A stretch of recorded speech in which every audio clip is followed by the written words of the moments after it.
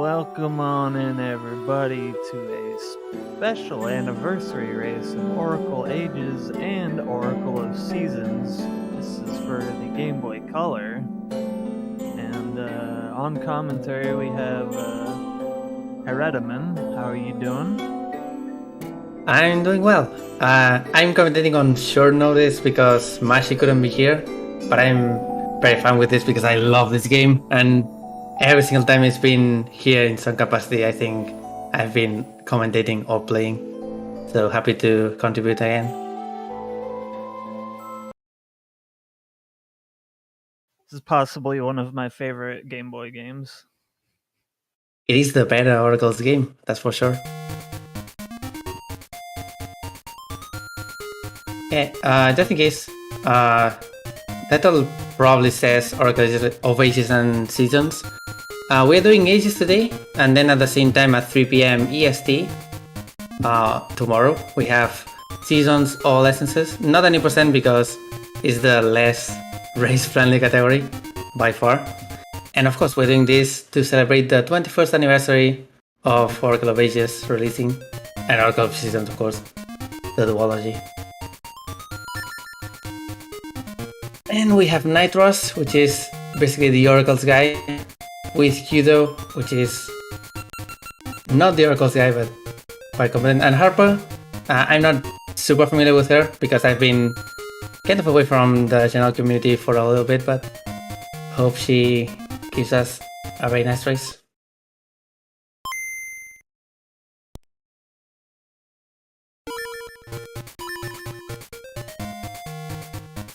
Also, I have no idea why Nitros has a different name, but whatever. Here we go. Alright, first thing first, we're playing in Japanese. It didn't used to be the case for this game, but Japanese is now faster for reasons that will become apparent in about an hour and a half, if everything goes right. And they have a very specific file name.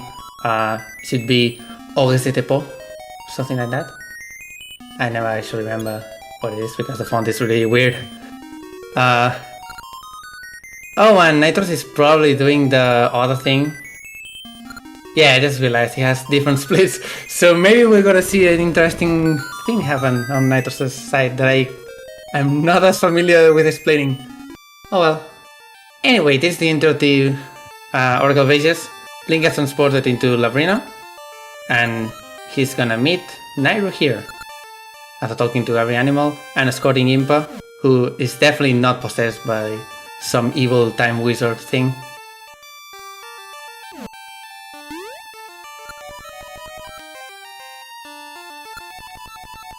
Oh yeah, all essences.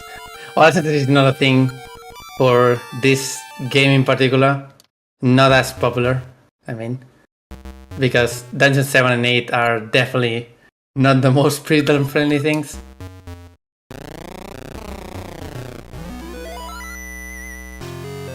Oh hey, Impa was actually possessed by Baron, who is an evil witch thing, whatever, that just wants to get inside Nairo's body and take it to do things, because Nairo is the Oracle of Ages. That'll drop. Hey, wait a second, I thought you said he wasn't evil. Oh, Baron is definitely evil. Impa, not so much. But Baron is quite the evil girl. Witch, whatever. Now Nairo is slightly more blue, as you can probably notice, or maybe not, just Game Boy colors. And she's just gonna go and start messing up with time.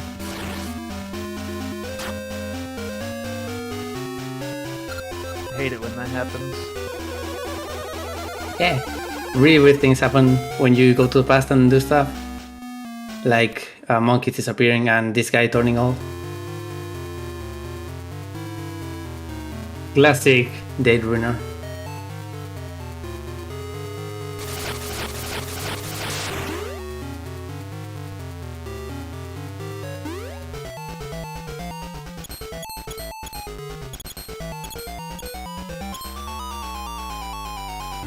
Right, it's also kind of important.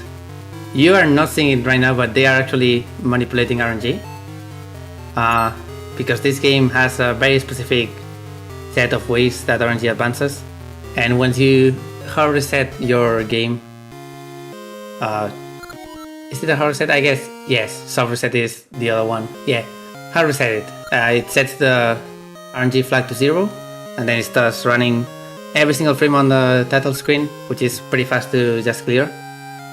And then as conditions move it a specific amount, the sword moves it a specific amount, and other really specific events, mostly enemy movement, can be used to manipulate it. And they're actually doing it right now in order to get something cool later. But first we have to go through more story stuff. Getting the sword here, we can now enter Labrina proper.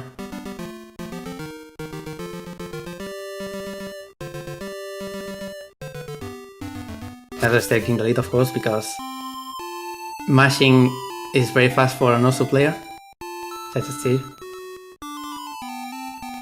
And mashing is kind of important in this game because everything can go really fast. You can basically mash every single frame. Right, next step on story. We're gonna visit the Mako tree. Kind of a garden tree to Labrina, and also Holodrum in Oracle of Seasons, but that's a different tree. This is the superior tree because I like anime and she's more anime. Unfortunately, she's gonna disappear. So next step is saving her. Not the tree. Oh, don't worry. Saving her is essential to the plot, so we can actually date her later on.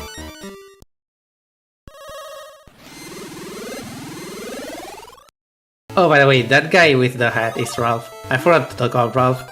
Ralph is a thing that exists in this game. If you're a Ralph fan, I guess you like him for the talking aspect and stuff. He just likes to appear and tell you what to do. And he does nothing. Right, we're going right into the past, as you can see, because different colors. Kind of like Mexico in an American movie. We are in the past because everything is orange. And we're gonna go to this mysterious black tower that is getting built right now by order of Queen Ambi in the past. And this tower holds a very important item.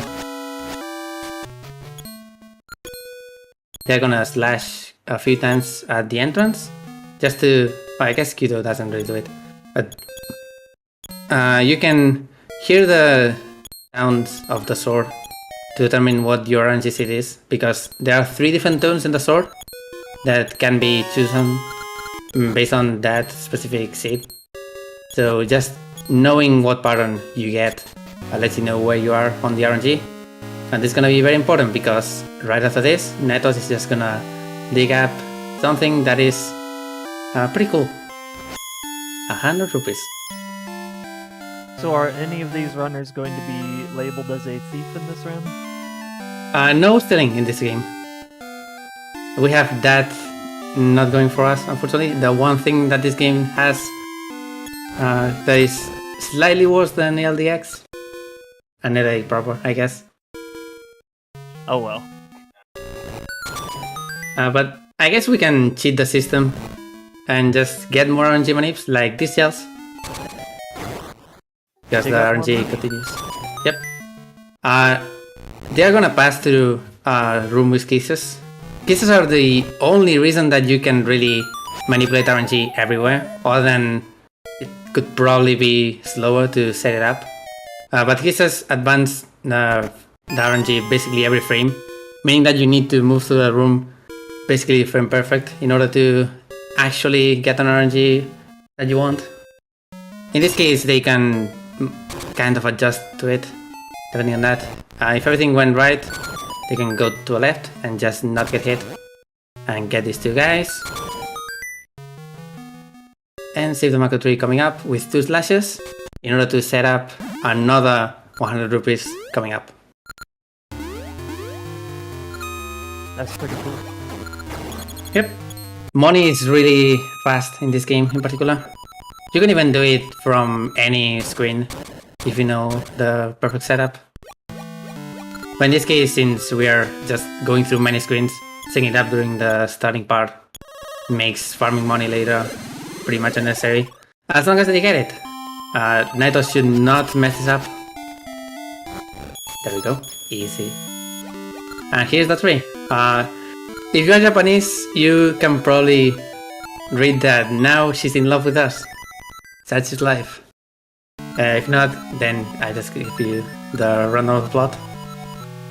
And she's gonna give us this seed satchel. They're gonna talk a little bit to the left here. So it spawns on the right, which is slightly closer to the exit. Just saving a few frames. That used to be impossible for weird memory reasons. For a trick later, you needed the seed satchel to spawn on the left, or else it wouldn't work. But that's not the case anymore. Thank you, Japanese version. Right, and with that, we can start the journey to Dungeon 1. The RNG manipulation is still going, at least for Nitros. They want to keep it during Dungeon 1 to just get a few more things more consistently. Now we have a bag full of fire seeds. Yes. Seeds are kind of an important thing in this game. And there are many different seeds that we can use, but we get the fire seeds first because they can be used for that. And that's the Dungeon 1 getaway. Not too far from the actual entrance, which is right there, next screen. Or same screen, I guess.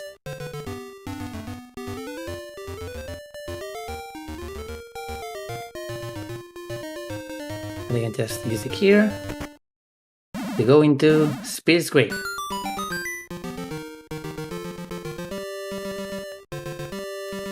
Oh, Kudo failing, that's it. Always feels bad.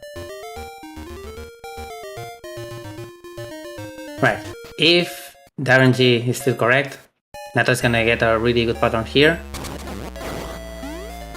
And make sure to kill everything like that.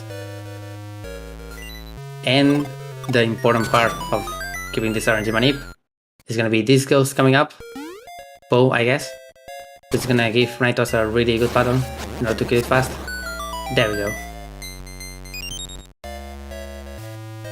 If you don't do the manip, you can just get him any single point in the room.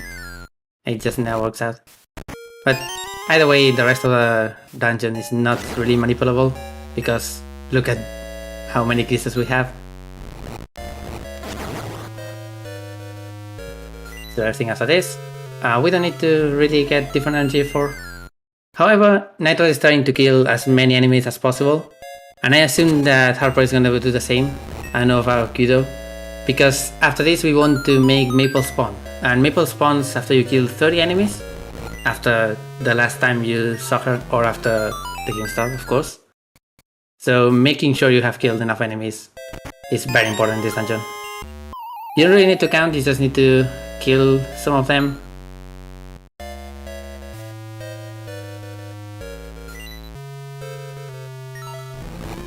And this is a pretty short dungeon. We're gonna go into the mid boss right away, which is the engine.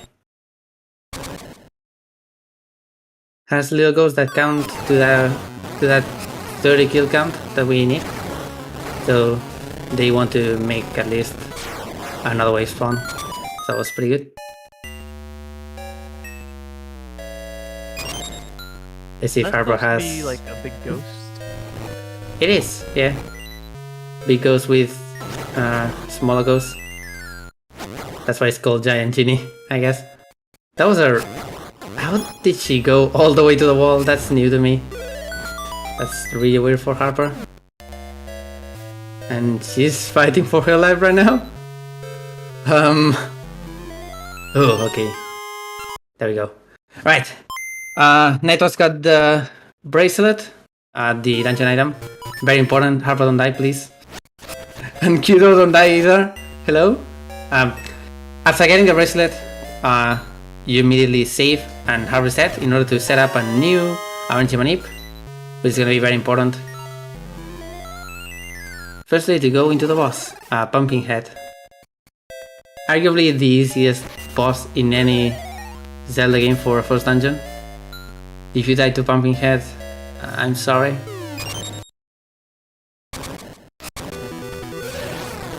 But with a very cool setup here, Atos can get a slash and then a double hit with a bumping on the wall and get a really fast kill.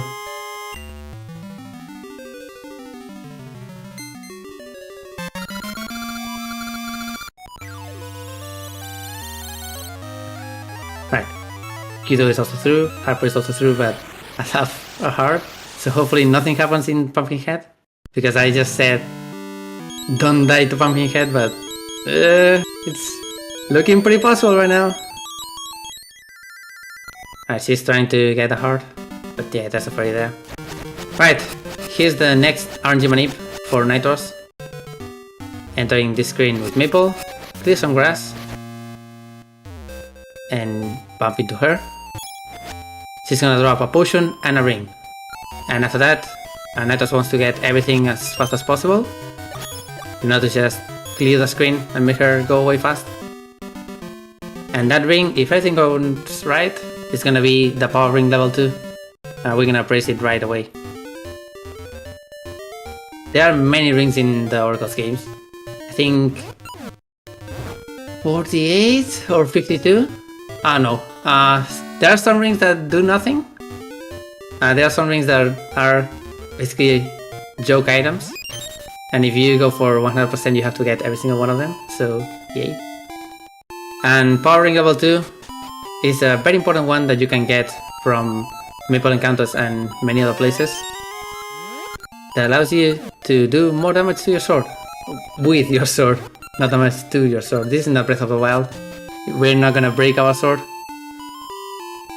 So Power Ring level 2 is 2 more units of damage, I think, in total, but in turn you take half a heart of extra damage. So you know to have it equipped every single time. You just equip it for bosses and stuff like that. And it's gonna be very useful for that, killing things fast.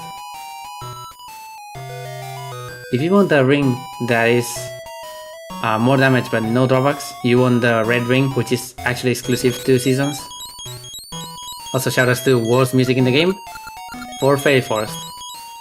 This is technically a maze, but it's not really a maze.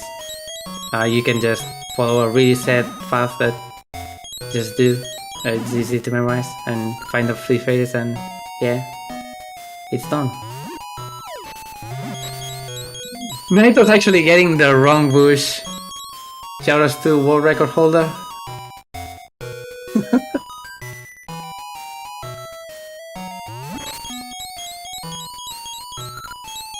And now what's going up? Here's the last fairy. All of that so we could go into dungeon 2, which is inside this. I remember that screen taking forever when I first did it. It is very confusing at the start. And now it's... oh! Well, I guess we're not going into dungeon 2, huh? Darn, what happened? I guess it broke. Usually when you have something that's been there for ages, it tends to break really easily. So, oh well. Thankfully, this game has a different time period. Oh, Naito is not gonna do that just yet, actually. It's time to name the baby. That's the thing that Naito is gonna do. Ho Ho Po. That's the name. Yeah, that's the mechanic in this game. There's a baby. You can name it and watch it grow as you get more estates and stuff. That's the thing that you can do. Anyway. Now that the dungeon is broken, we want to go to the past, and to go to the past we're gonna go into Nairu's house, which is here, and uncover the secret to her oracle powers of something, I don't know, which in Zelda means magical instrument. The Harp of Ages. Yudo apparently failed the RNG manip at the start, so he's trying to get one here, which is not that complicated, but he's messing up quite a lot, I think. I don't know, he'll probably try to get another one at some point. It's very important that they have at least 200 rupees. So, Harp of Ages. This lets you open portals that go to the past or the present. At least the level 1. We get more songs later that let you travel in different ways, but for now we have to use this portal. And you can't really travel through any time space that doesn't have that. But that's enough for now. We can go into the Deku Forest, which I guess has Dekus, yeah? At least one. It's not really that similar There has to... be at least one if it's named Deku Forest. Yeah, Dekus in this game have a very minor role. Unlike Zoras and Gorons. So sorry, OOT fans. But at least we're gonna talk to one in this one. Unless Nato's doing something completely different that I don't know about. And I'm sorry because I didn't prepare for it. He's basically doing the Link strat. That's my internal is to that. I dodges the Moblin, pretty cool. Deku Forest has Dungeon 2, but it's close to us. This is the Deku, by the way. Buying a shield for 30 rupees, very important. Dungeon is close to us, we want to open it. And to open it, we are gonna go and take this detour to get the second type of seeds. Mystery seeds. Mystery seeds are mysterious, as you can probably tell. They basically deal a random effect from the other 4 seeds. Doesn't mean that you can actually use them to use press seeds early, unfortunately. Because they drop, they are not actually used. And they also don't use kill seeds early. Actually, they may not use any seed that you also don't have. But Mr. Seeds are basically a plot device right now, because they're gonna let us meet Ambi. Because Ambi is looking for the Mr. Seeds. The actual reason she's looking for it is because the new visitor to the palace, which is Nairo, aka Baron, is looking for them. Because apparently Mr. Seeds are the only weakness to Baron. And this is important to remember when you actually fight Baron, because yeah, you need Mr. Seeds specifically for this and nothing else in the entire game. In fact, you basically get no Mr. Seeds starting now, but you get bombs at least. And bombs are really limited in this game actually. You only get them here, and there's one bomb chest in the entire game, and you can buy them at the shop after you get them here. Meanwhile, in seasons you can get them at the shop at any point, or in many different chests. Always weird, but they are also important to the plot, I guess, to open Dungeon 2, so it makes sense that they will be locked. Seems like a fair trade, seeds for bombs. Definitely. Useless seeds for very useful bombs, because bombs are also broken in this game, as you may know from any Zelda game. Every Zelda game bombs are broken. Right.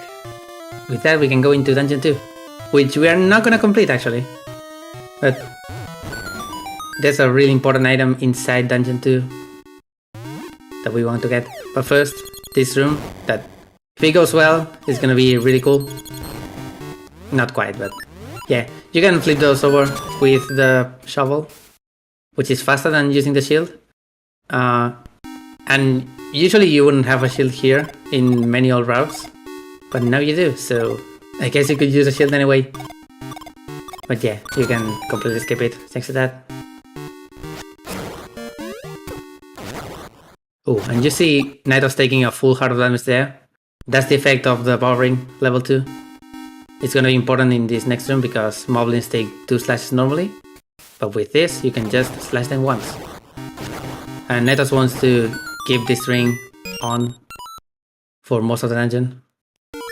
It's risky to have it on, as I said, so you can definitely take it out or take it off, I guess, the ring, if you are feeling like you're gonna die.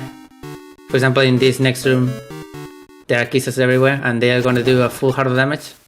So you want to be very careful. Also this guy, which deals a half and a half.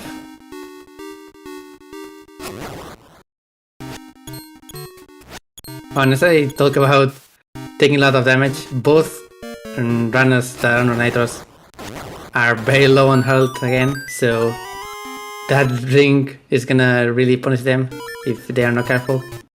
But they have a potion actually, I forgot about that. You get a free potion for the Maple Manip, and a potion revives you with full health. It's basically a fairy in 3 Zeldas, except you have to buy them or obtain them again. So it's just a little safety that you can get.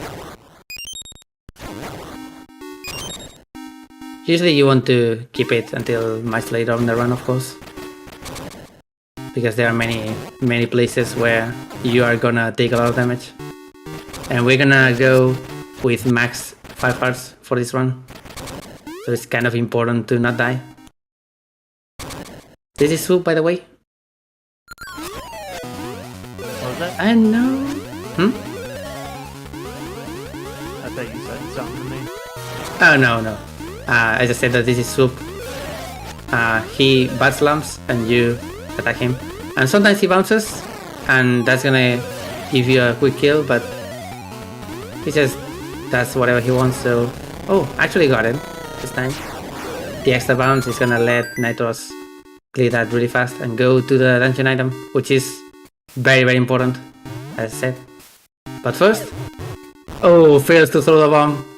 Alright. He needs to not get trolled here, and he's getting pretty trolled, but he's through and he's fine.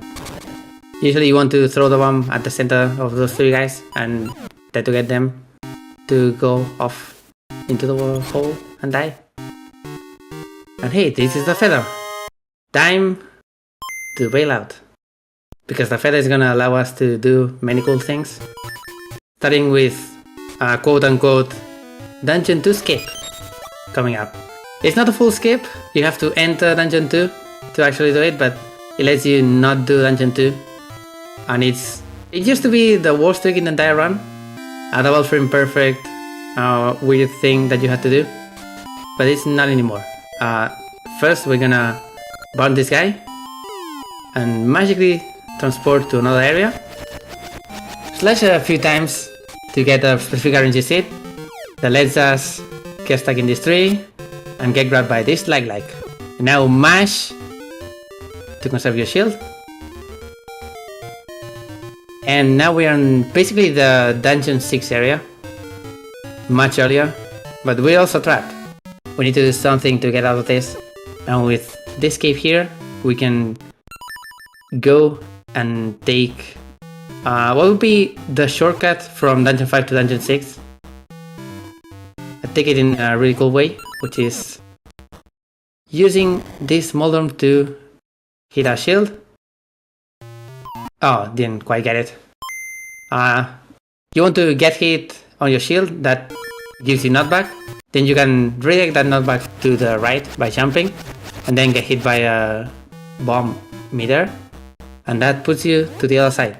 This is Dungeon 2 Escape, and it's really cool. And as I said, it used to be very bad. Ooh, doesn't quite get it. You can set this up really fast, and it's really impressive, but you have to be very tight on your execution because buffering in this game is not really consistent. You're gonna see them use the save and quit screen, which you can open by pressing start and select. But buffering one frame specifically in the Oracle's games is pretty much impossible, because there's a random delay for unpausing and pausing. You have to be very tight. There we go, Nitros gets it, while Harper gets the first try but doesn't really get it. And now Nitros is in the Dungeon 5 area, which is much more interesting than you would think, because 1. We haven't beaten Dungeon 2 yet, or Dungeon 3 or Dungeon 4, and 2. This area in the past contains Pegasus seeds, and Pegasus seeds let you go fast. You're not supposed to get this until much later in the game. And they are gonna allow us to jump really far with combined with the feather. And that's gonna open up a lot of things. Dungeon order is just a suggestion anyways. I mean, it would be a suggestion if we did more than 3 dungeons.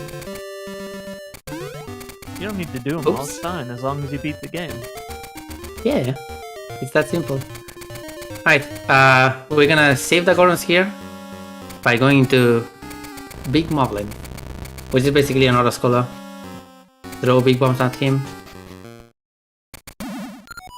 They should have this, no problem. And Harper and Kudo are also through the cave, basically at the same time. It's nice. We're gonna see them do the same steps, get the precious seeds, and do this part. They don't really need to do this right now, but it's just convenient.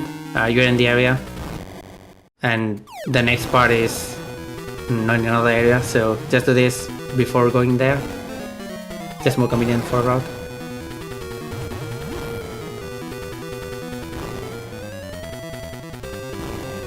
Alright, to talk about where the route goes after this, we are very out of sequence right now. Like super out of sequence, as you probably already saw that we are on dungeon 5 by beating 1 dungeon and a half instead of the 4 required. But we need to go back into sequence so we can actually advance the plot and get a few things that we need. And in order to do that, we're gonna start the last part of the dungeon 3 quest in order to get the raft to go to Crescent Island. Yeah, that's the name.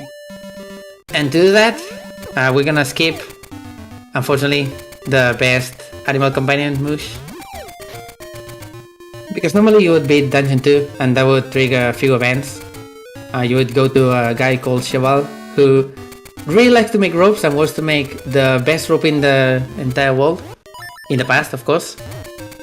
So we're gonna go into Cheval's grave. Rest in peace. Seeds and a small help of a bomb. You can do this called graveyard jump to enter that. It's very smooth and very cool. Also, inside this cave, for some reason, we have the flippers, which are kind of important to actually get the rope.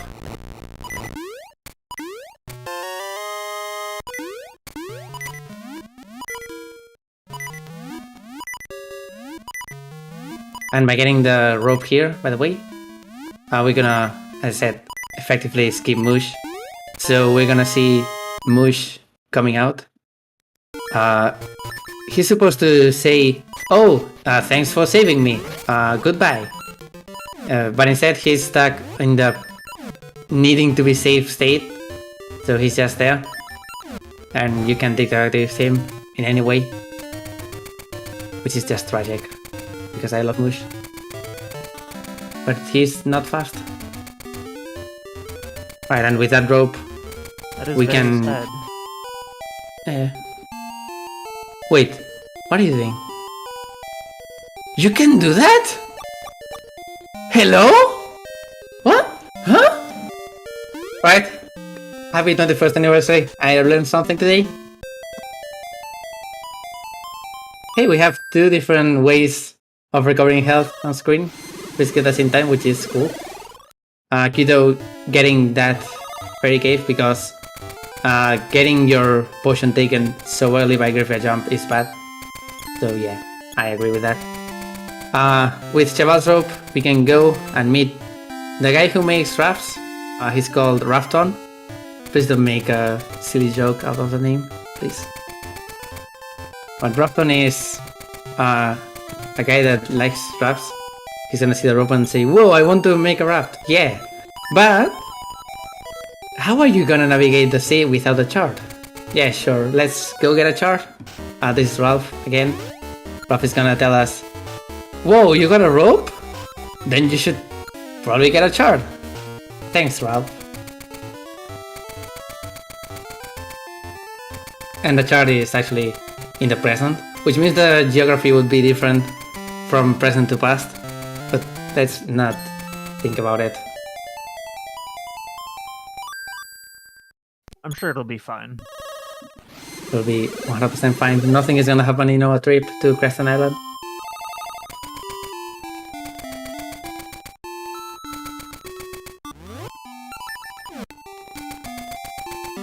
Oh yeah, who's that one guy who makes maps in Zelda?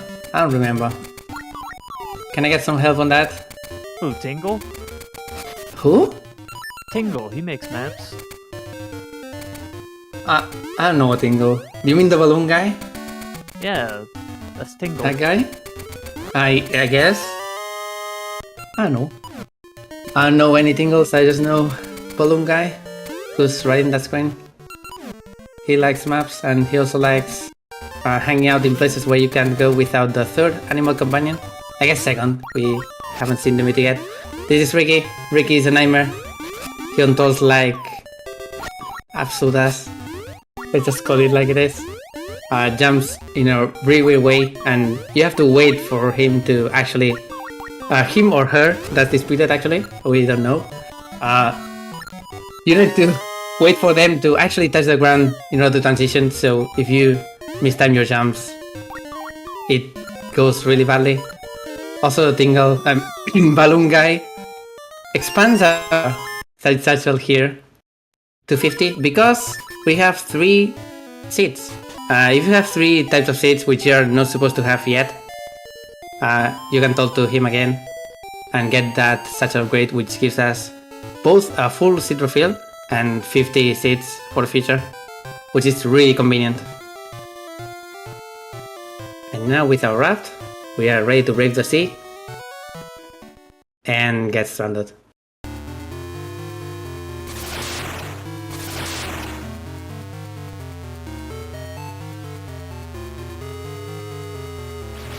There's also the monkey flying through the screen. 2 monkeys actually.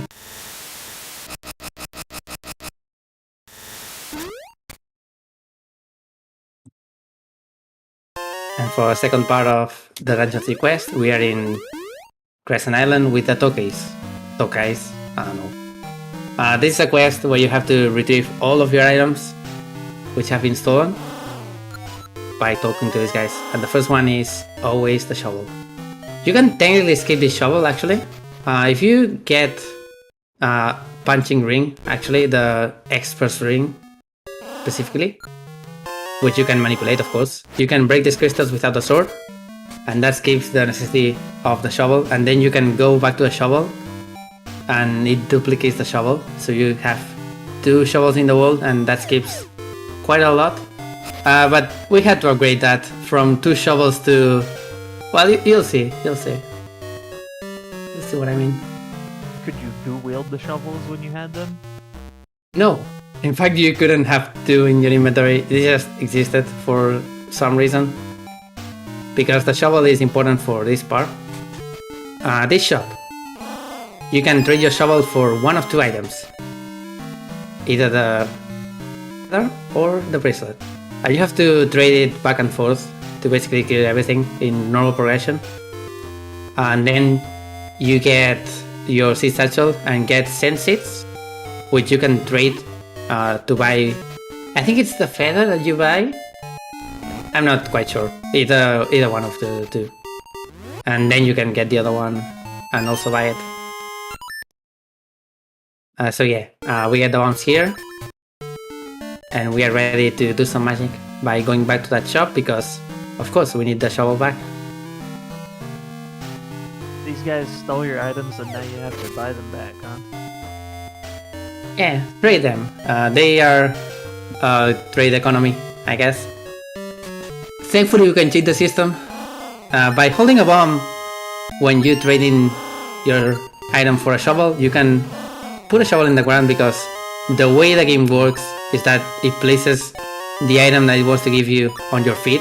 But if you have something over your head, you can't actually take that item.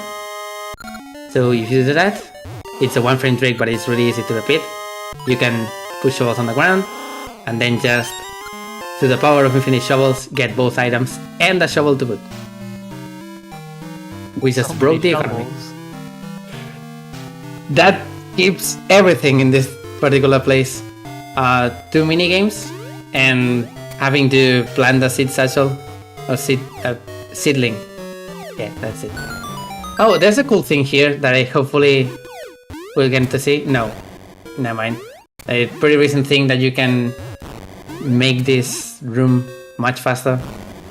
You can still do this, I guess. It's a cool jump. And you get the flippers, and you can go and grab the satchel, which is the next step. After satchel, we are beat the entire island, I guess. Minus the dungeon. And of course, we have 50 seeds now, and it's also fully refilled, so we can start spamming best seeds, making this section really fast. We are only missing the Harp of Ages, which is right to left here. And normally you would go to the Harp of Ages with the what's it called? The feather. Yeah, that. And you would need to go back and grab your shovel in order to actually use a portal to go and enter the dungeon. But since we have both items already and the shovel, you can just go here, get the Harp of Ages, and go directly into Dungeon 3.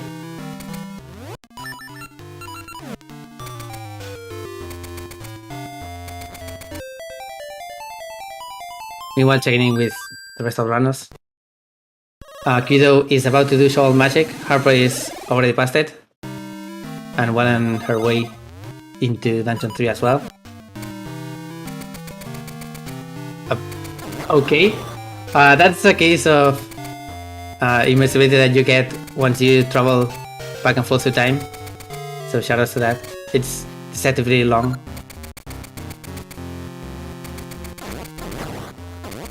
Powering level 2 is gonna put a lot of work in this dungeon, killing a lot of things fast. But the important part of this dungeon is actually very, very long RNG manipulation. Because there's a really famous room with 4 armors, and you need bombs to actually kill those armors, but they can just move in very weird directions. So in order to avoid that, and in order to make some rooms much more bearable, of course, we're gonna see a pretty long RNG manip that's gonna start after getting this key.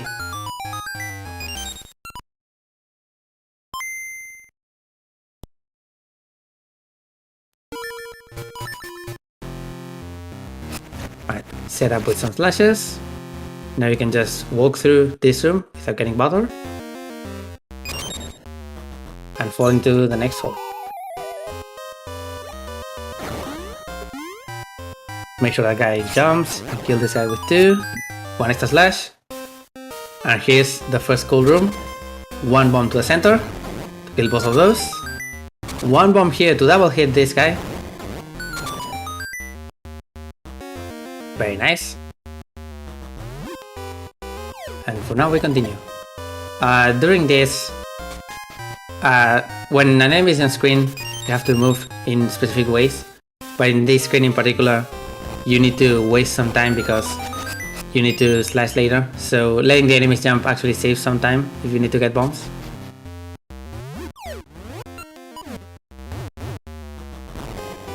And now, ready to go back up.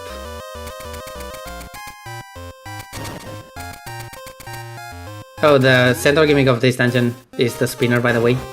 The spinner moves in a specific way. When you enter it, it changes directions, and if you want to move into another place, like you're gonna see here, you need to go back to another one of the entrances, not the same one, and that's gonna put you in counterclockwise or clockwise direction, whatever. I'm really bad at explaining it, but you can see what I meant. You had to do the loop-de-loop. And here's the infamous Armor's room. If everything went right, this is gonna be quite a spectacle. Triple kill here. Oh! Oh, it just gets it. Nice, clutch. That's the reason the manipulation was done. But now it can be extended. In this very boring tile room, make sure to get those extra slashes here. Very carefully. So when we get to the next part, we can use the many different drops that we can get to basically refill the entire seed satchel. And Neto is pretty good at this, so he's probably gonna get a lot of them. Look at those. Just like that, 15 extra seeds. And some extra rupees, because we need them. Because the one thing that we didn't get, by the way, on Crescent Island is the shield, and we need the shield for later. And here's Seed Shooter. Allows you to shoot seeds in 8 directions and they bounce off the walls. It's pretty cool. It's much better than the Season's counterpart, especially the upgraded one. And it's the central item of this dungeon that we're gonna use coming up to break these 4 crystals, which is gonna make the spinner fall into the next floor and allow the dungeon to be progressed on. I don't know why the crystals work like that, not like the pillars in Link's Awakening Dungeon 7? Eagle's Tower is 7, I think? Correct me if I'm wrong. Yeah, it's kind of the same as with the pillars there, but with much less interesting lore implications. Just magic crystals. It just works. There's no explanation. It does. Right, we're coming up on Subterranean, which is pretty much a non-meat boss. You think that this guy is kind of hard to actually dig up, but you can just spam right where he is and it works. And hopefully this is our first cycle. Yeah, nice. Pretty good RNG. He can be an absolute troll sometimes. Did Kudo actually get the key? Yeah, okay. I didn't see it on screen.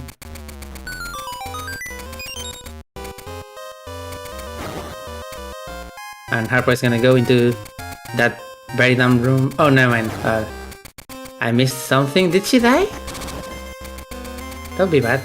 And Kudo is definitely either on an old manip or not on the manip at all. Yeah, definitely not in the manip. Dungeon 3 manip is kind of hard. So if you fail it and you have to retry it, it's a very long setup and sometimes you can just go without it. But once we see Kudo enter that specific room, you're gonna probably see him suffer quite a lot. Also shoutouts to that jump that Naito just did. It's actually possible without pressure seeds, but having them makes it absolutely free, which is very nice. Also, shoutouts to this, because it works. You just skip the entire puzzle by doing a very specific soul spin.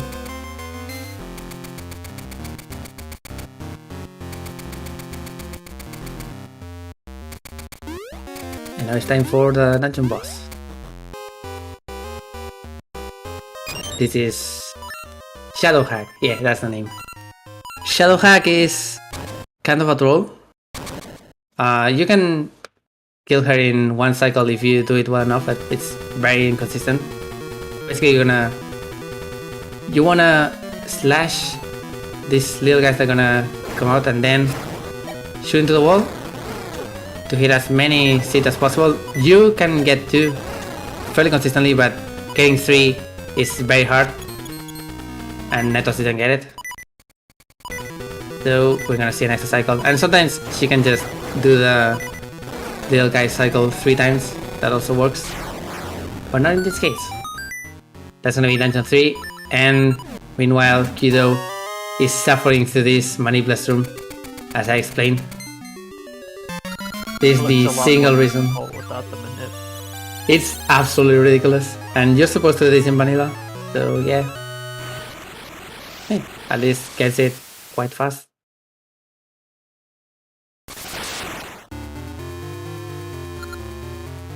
Right, that's second dungeon completed. Very good progress for 47 minutes and almost 48. Don't get used to seeing dungeons completed, because we're gonna see some dungeons entered, but not quite completed coming up. First we have to see the third animal companion, which is right here. It's Dimitri. Dimitri is a Dolongo who can swim. We save him from getting bullied, and then we're gonna use him to swim to the other side. And now it's time for the actual animal companion part of the game, by the way. Coming up is Noon Highlands, which is basically an area that changes depending on certain conditions that you need to do in order to get an animal companion. In this case, we're gonna buy a shield and a flute. Buying the flute from the shop sets it up so the animal... Dimitri's area is very fast. Otherwise, if you just go, you're gonna get mush, which is very cool but also slow. And if you want to get Ricky, for some reason, if you're a Ricky fan, first of all, I'm sorry for you having that absolute trash taste. But if you want to get Ricky, you have to go and beat the baseball minigame like 6 times or something like that. It's not fun. If you like Ricky, just go play Seasons, because you always get Ricky there. But yeah, the story for this part is basically the bridge to the next part that we have to visit, Symmetry City, which is Dungeon 4, is broken, and we need some carpenters to actually repair it. But the carpenters are being lazy, and they are not working, and we have to find them. But we can't find them without first getting our animal companion here, which is in the Forest Ferry again.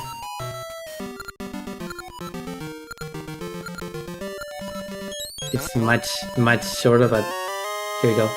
The only reason Dimitri is the fastest is that you can actually pick him up and run with him, which is way faster than calling him, and definitely, absolutely, incredibly faster than actually riding on him, because Dimitri is super slow to ride on unless you're in water.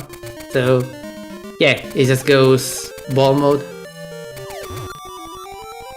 Shoutouts to Dimitri Clip here. The one trick that I found in this game that no one has been able to reproduce, not even in TAS. And we're definitely not gonna say it this time either.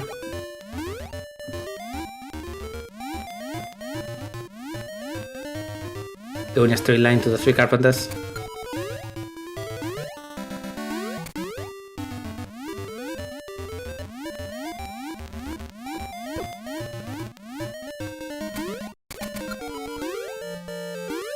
And with that, we can actually enter Simplicity. Link seems pretty capable. Why can't he build the bridge? I mean, we haven't gotten a Zelda game about building stuff yet. So maybe someday Breath of the Wild 2 will have building mechanics, but for now Link is barely capable of jumping 6 feet in the air. So we're gonna leave him at that, instead of forcing him to do stuff that Nintendo doesn't like. That's my take on it, at least. Maybe in the remake, maybe. Who knows? When maybe. The remake of this game actually comes out. That'd be pretty awesome if they remade these 2 games. It's definitely gonna happen, at least I hope so. But first they're gonna probably re-release Wind Waker on the Switch, something, I don't know. That's how Nintendo works. Symmetry City is symmetrical, as you may probably tell, but it's also falling apart, as you may probably tell. Volcanic eruptions are not really a cool thing to have in your city in general. So in order to build your city in a volcano, then. It's not a volcano in the present, so I have no idea what this actually is. The lore in this part is really weird, but basically the nut called the Tuni nut that is supposed to give power to the entire city is broken. So we take it and we're gonna have to repair it. And putting the nut in the thing in the village that makes it not erupt, or I have no idea how this works. I just know that it works, so trust me. Also, tuning nut is obviously a palindrome. It's very cool. Almost as cool as this Mozart guy who's gonna give us the next song. Makes sense to me. Magic nut stop volcano. Magic symmetrical nut, of course.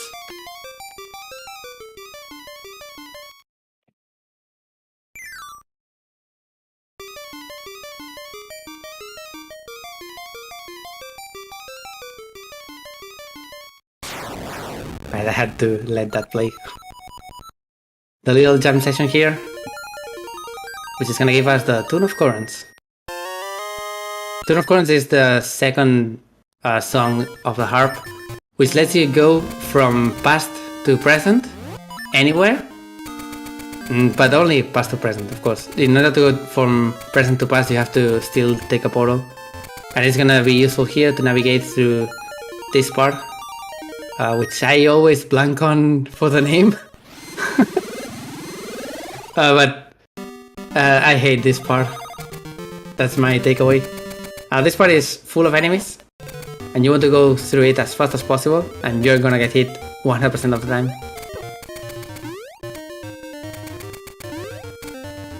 Phallus Pigs. Yeah, that's it. Thanks, Machi. Phallus Pigs is basically going through past and present multiple times in order to actually reach the restoration wall, which is the place we're gonna go in order to get that tuning nut repaired. I have no idea why Harper actually entered that cave, but maybe I'm missing something.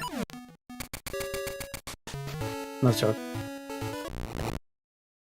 Probably new stuff that I don't know about, sorry. That cave contains a ring, and you have to climb the waterfall, which obviously only Dimitri can do. Oh, and shoutouts to Time Magic. We're gonna move the seed here, go to the present, and then the seed is gonna grow into a really tall vine. Oh yeah, random muscle memory.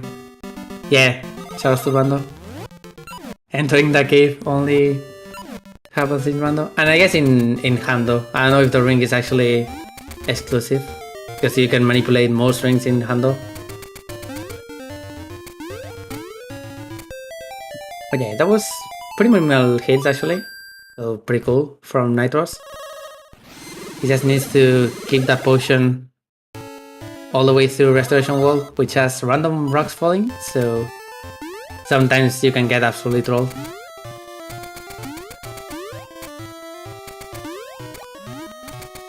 Again, we have the Registration Minigame coming up. Raise your hand in chat if you hated this minigame, because you're gonna see basically an easy way to just cheese it that works every single time. And I wish I knew when I was like 4 playing this.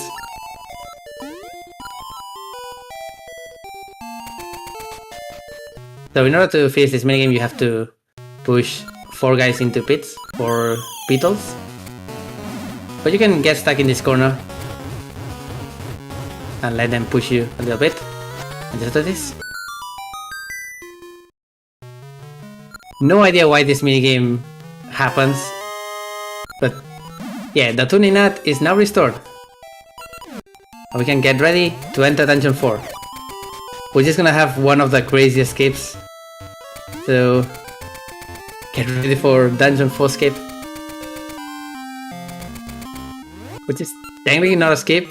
You also skip completing Dungeon 4, but you need the hook shot. Switch hook, rather. So, harvest that here.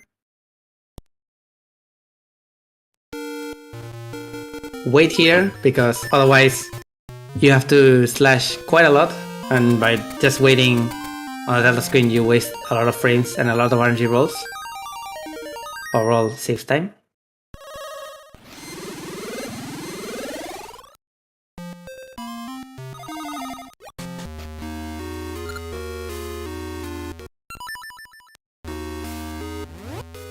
Right, first off, go here, fall down, and transition a few times. Falling into lava resets your soft pixels, which is units of a pixel. It's really important for this. Make the guy fall into lava, get a specific energy seed here, and now it's time for the voodoo dance. Stand here. Wait for this guy to go into a position here and shoot an arrow. Move, but not diagonally, at any point to this position. And get ready for this guy to go into a corner. Now, buffer jump here. Wait just a little bit. Pause. Use a seed and pull out a bomb. And now, buffer to get a shield hit from the Stalfos. And get a triple hit from arrow and bomb and shield boost. Oh, didn't actually get it. And now we have to repeat everything. But with more screen transitions because no wall transitions here. At least we had to hear this popping music for quite a lot. Default skip is very rough to retry, but very rewarding to actually get. And you get to see the voodoo dance again. This is gonna probably be brought up tomorrow for the season races, but shoutouts to both Dungeon Force in the games having the bass music. Can definitely have an argument of which one of the two has the better music, but at least this dungeon is definitely much worse to get through normally than Dungeon 4 in Seasons. Either way, the best dungeon music is Jabu. Right, there we go. Now jump and triple boost into the bridge. That's gonna put us past the mid boss and right in front of this lovely room, which is the only floor puzzle we're gonna see in the entire game. Sadly, it's kind of a staple of Ages. It has a lot of those. And get the switch hook, and we're done with Dungeon 4.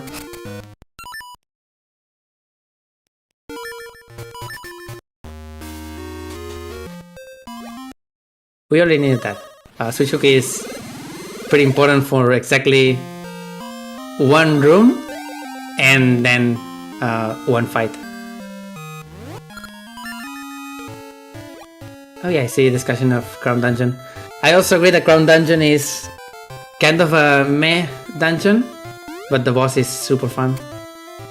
If you're a fan of Crown Dungeon, well, you're in luck because we're going right there before we actually get there. Of course, we need to get the key to it because every single key in both oracles basically, every single dungeon in both oracles basically has a specific key, with a few exceptions.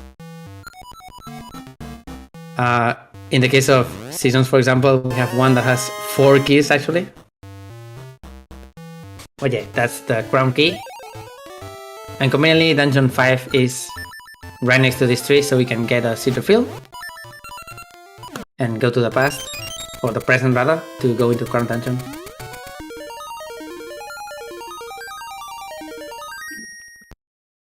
And yeah, Jabu Jabu is definitely the worst ratio of good music to good dungeon. Thankfully, we're not gonna see Jabu in this particular run. Jabu is only fun in random because you actually get to enter it with the long hook and don't have to go through the bedrooms.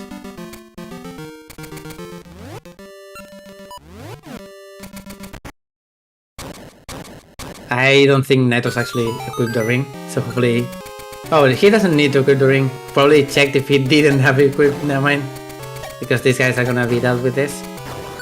Crown Dungeon has 5 small keys and many things that you have to do. Ooh, almost got shot there. But we're only gonna need one of those.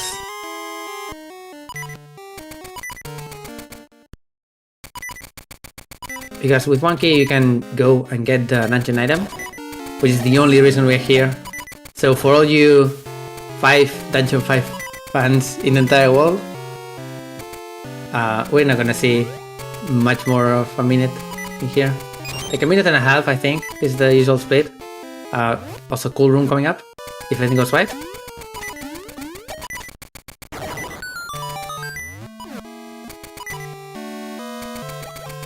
Very cool.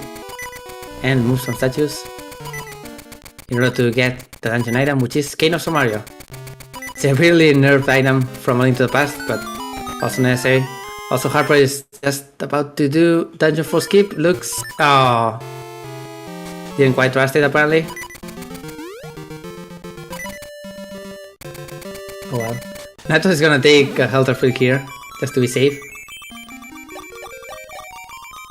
But yeah, we're gonna see Harper retry this. I don't know if Kudo is gonna do this Dungeon 4 skip. It's kind of a recent trick that you have to practice a lot. So it's not that easy. Oh, and this is a text warp. We saw one of those earlier.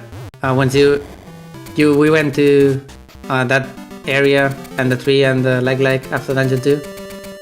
Text warp is basically interrupting narrative transition because the transitions are in the same map for underworld places. You interrupt the transition by opening a text box in the same frame, which you can do in many specific places, and some are useful, some are not. In that case, this puts you just quicker to the place you want to go, I guess. You could go another way, but it's faster. Oh, Harper fails again for Dungeon 4 skip. This is a very punishing trick, as I said, so hopefully it's not gonna take us that long. And meanwhile, we get some Goron dancing because Dungeon 6 has the longest quest to actually get into a dungeon. And it's all minigames. If you like minigames, congrats. If you like Goron dancing, congrats. Because we see it twice. Oh, and yes, we can have a debate on that again, yeah. Is this better than Subversion dancing? As an Aegis fan, I say yes. At least normal mode. Normal mode Goron dancing is fine. If you go to the harder modes, it's so bad and so hard. And you have to be perfect to actually get the rings that you want, which is very sad. Alright, let's see synchronized tries at Dungeon 4 skip for Kudo and Harper. Ooh, didn't quite buffer after getting the shield hit. It's usually how you fail it because, as I said, for Dungeon 2 skip, buffering in this game is very, very hard.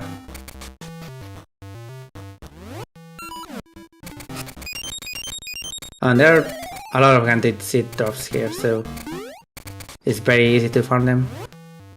Right, with Goron dancing, you get the Goron Emblem, which basically just means that you are a friend of Gorons.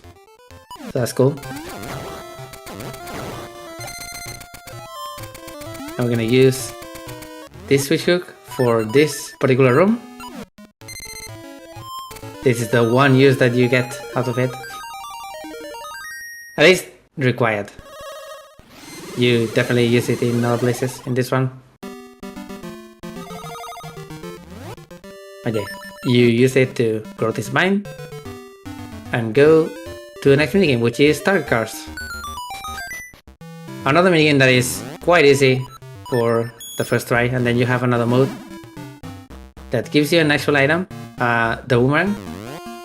Boomerang is actually pretty broken in this game in particular, but you don't really get to see it because it's not broken for Dungeon 6, 7 and 8 at all. It's broken for other places. Nice. Right. Important. Don't say yes, because then you replay and you are very limited in rupees. Oh, Harper gets the Dungeon 4 skip after those many tries. As I said, very punishing trick, but getting through it always feels nice. She's gonna get her long hook, or switch hook rather, and be on her way to Dungeon 5. Meanwhile, we have baseball. Arguably the best minigame in this sequence. but we're gonna do nothing with it because it doesn't really matter what you do here.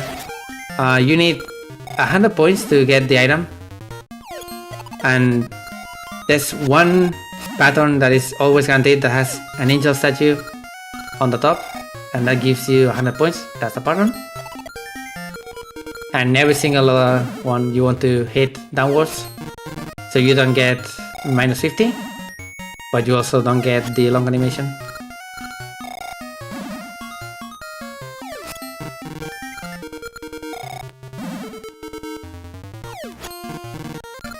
Are you gonna relearn it in time for tomorrow's race, Mighty?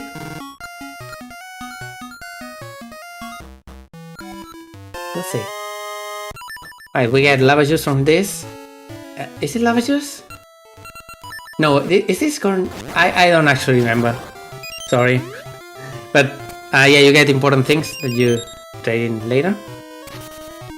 And now it's time to get some time paradoxes in this. Because the Gorons at the stairs are obviously ancestors, because the same family having the same job is an easy thing to put into the lore. So we're gonna give him something. I don't remember the rock biscuit, I think, and he's gonna give us this base. This base is a family heirloom for many generations, and he gives this to us as a sign of thanks.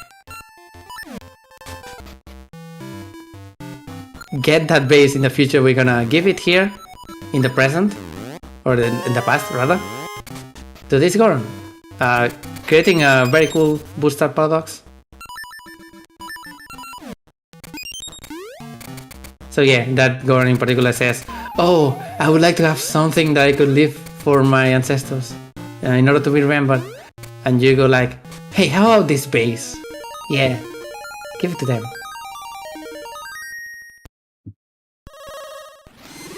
Oh, Kido failing Dungeon 4 skip again. At one point, getting this trick is not as worth it as just going through the dungeon. But at the same time, Dungeon 4 is also super punishing and super hard to just get through normally. You get hit a lot, you have to account for many things. So if you can actually get this trick, it's much more preferred. We have Big Bang coming up. You give a Goronade to the guy, an energy drink basically, and it lets you have a free try at this game, which is very important to not fail because you're not gonna get enough money if you have to retry. And this this minigame, I swear, is much more stressful in the Japanese version for no reason. But yeah, Nitos gets through it, and he gets the old memory key, which is the key to Dungeon 6. Or is it? Because there's another one. We have two Dungeons 6s. The two Dungeon 6s and two Dungeon 6 keys. That's what I was trying to say. So when you show the key to this guy, this Goron, he says, "Oh, the Elder has that key as well." So he writes a letter saying, "Yo, this guy has a key." And that lets us do Goron dancing too, in order to get the memory key, which is the key to Dungeon 6 in the past that we have to enter in order to also go to Dungeon 6 in the present. Because the gimmick of this dungeon in particular is the past and present stuff. You do stuff on the past and it gets replicated in the present, and you have to go back to the past later to actually beat the boss. It's a very cool dungeoning concept, but also really, really hard, and hopefully everything will go right.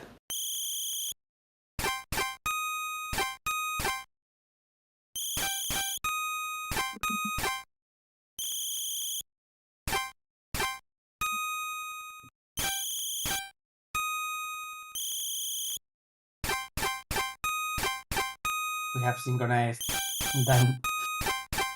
Goron dancing here, but one of them is first pass, so it doesn't really count. But it looks like we have a sync for sec. Unfortunately, I have to inform you that Nitos is a beast at this game, and second try Dungeon 4 skip compared to the other runners starting with it. Basically gave him a pretty huge advantage.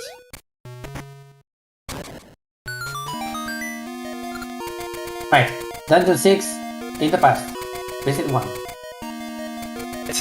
Two things down here, which are basically doing things that in the present will have an effect on open paths. But first we have to deal with these candles. One of the worst enemies in the game. They have a hitbox that is basically double the size, so it's very easy to just get hit endlessly. And you beat them by putting them on fire, of course.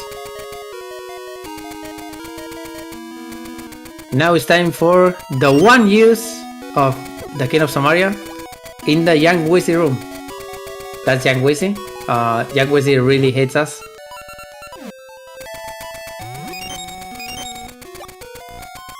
And hopefully he's not gonna go on our way, which is actually happening, so oof.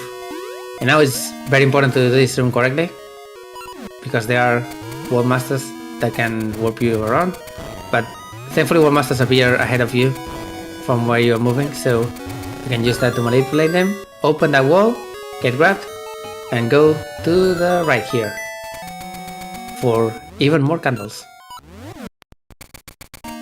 Make sure you don't have the ring equipped, yeah, because these candles deal a heart and a half, I think, with the ring equipped. So nice of Nitros to actually check. Now open this with the secret code. Get prepared to go to the present. And have reset here for another RNG manipulation called Biomanip. It's not super necessary, but it's definitely one of the nicest manipulations in the entire game, because Bayer, the Dungeon 6 boss, is very, very random and very hard to deal with.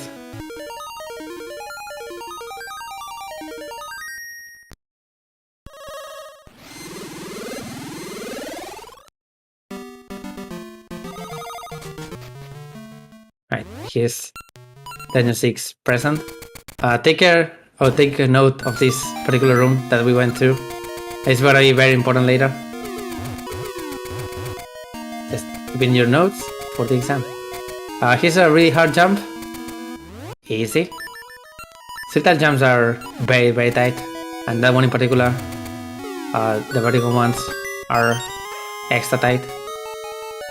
So now the wall that we opened at the start is gonna give us a new path here. I guess oh, there's that jump. Safely gets the backup. This path here is gonna be open, and this leads to the Dungeon 6 mid boss and the dungeon item. There's a lot of spinning around that you have to do here in order to get a key and stuff, but thankfully we can do some magic here in order to make a wish rope appear on the other side and just hook to it, skipping quite a lot of that. It's probably the coolest manip in the entire run in terms of, whoa, you can do that? Yes, you can do that. You could do that casually if you wanted to, but of course, there's no way you're gonna get that normally. You just gotta hit with the grabby claw. Yeah, it's that easy. I guess you could do it with long hook, but you don't really have long hook here, so never mind. And he went through most of the rooms there really fast because there are kisses, in order to keep this manipulation here, to make this fight trivial, if everything was right. So spin here, spin there, and now go down here to catch him there, and finish the fight right away. Easy clap. And now, for the hardest room in the entire game, hitting this bomb is task only, pretty much. Yeah. No, second try is fine. Get the mermaid suit. Kind of a controversial item. You either love it or you hate it. Mermaid suit changes your swimming inputs in order, or changes the swimming inputs from pressing A to go fast to moving in a direction to just swim there. Lets you also swim in deeper waters and on the sea instead of using the raft. And it's also essential to actually finish the entire dungeon, of course. You can go really fast with Mermaid Suit if you spam it fast enough. So I actually like it. It's kind of hard to control.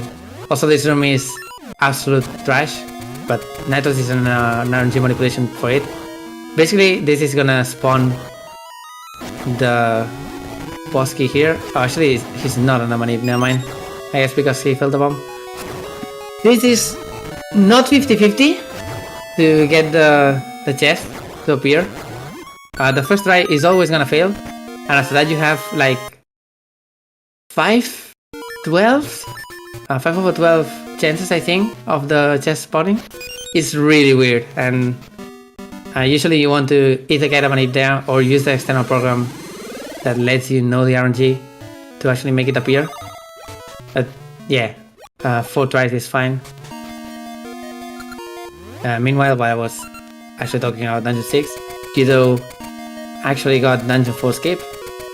He's about to go and get the King of Samaria, while Harper is on her merry way to Goron Dancing 2 and to Dungeon 6.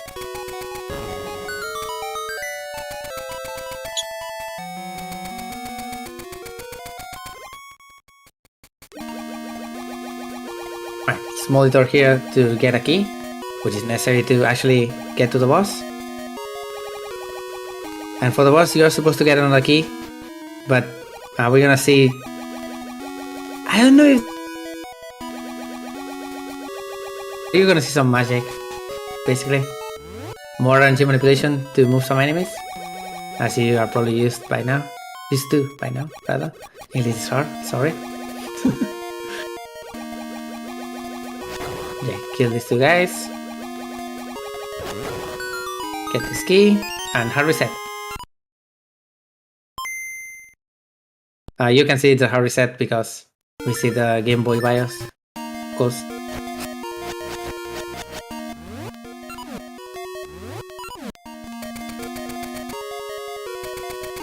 Right. First off, Yang Wu is here again, except this time he's manipulated, so he's not gonna be an avoid.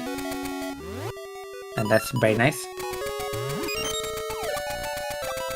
Of course, you need to get through the next room as fast as possible, but you have some wiggle room, so it should be fine if it doesn't go perfectly.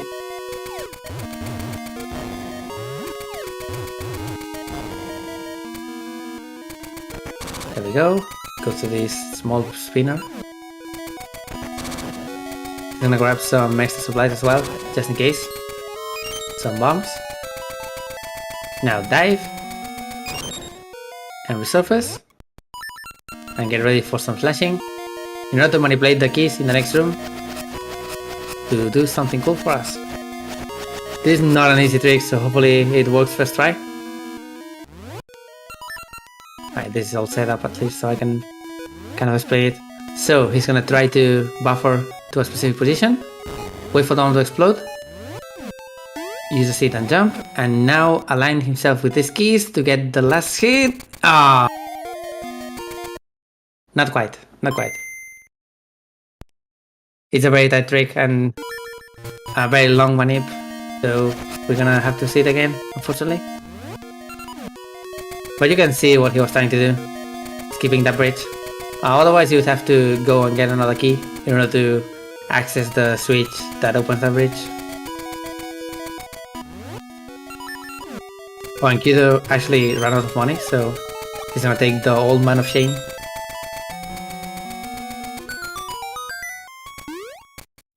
₹200. And of course you have to do it in the past, because if you do it in the present, he actually takes ₹200. Very important to remember.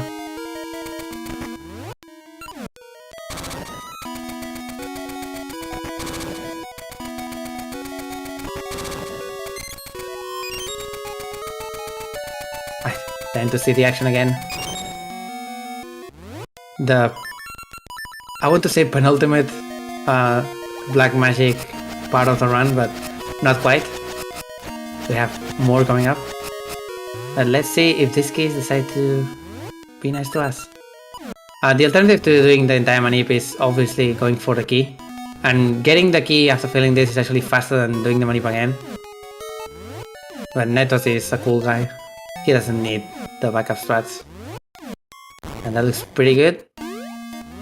Maybe a little late? Yeah, that was late. And he's gonna get the key. Unfortunate. But yeah, as I was saying, that's a really hard trick. You have to manipulate the keys all the way through and then get a specific frame in order to know when you have to hold either up left or up. Oh, nice fairy. Almost dives for it, but there's a fairy. That was scary. At least we get to see this puzzle.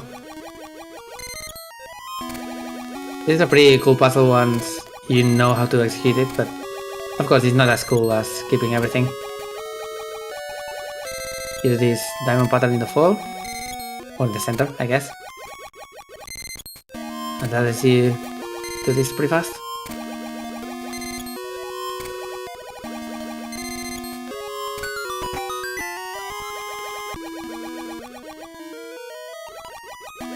Right, Harper is on her way to do Fire Manip. Let's see if everything goes right. Because failing this manip is probably the worst thing you can do in the entire game. Because trying to just compensate for Bayer as normal, fighting him without the manip, is a pretty huge time loss. Just from randomness and maybe not getting any bombs. Because you need bombs to actually do it consistently. Right, it's time for Octagon. Tries to kill the keys with the cane, doesn't quite work out. Oh, he's gonna go full sword. Oh yeah, I guess, yeah. With the power ring it doesn't really matter. You have to be very careful here, because Octagon charges into you. And you don't want to get hit. And yeah, with that, pretty easy fight. He's gonna skip the heart container like a chat. And get our third essence, which is the Breath Pick from Dungeon 6. And that's the last essence we're gonna get. Spoilers!